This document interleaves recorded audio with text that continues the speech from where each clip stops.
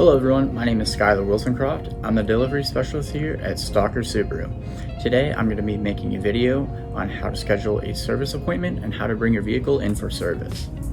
The first thing you need to do is schedule an appointment, and there are 3 ways that you can do so. The first would be call our service department here at Stocker Subaru with the phone number on the screen.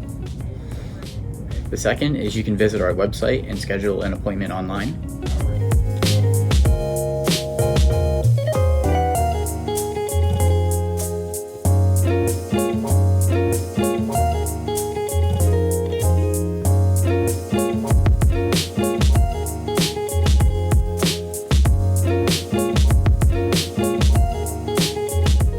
And lastly, you can schedule maintenance appointments through the Subaru app.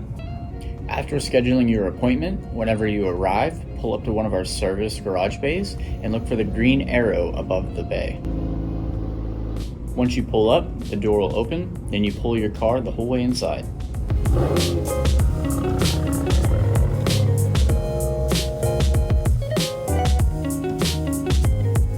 After that, all you have to do is hand your keys to one of our service reps, and they'll take care of the rest.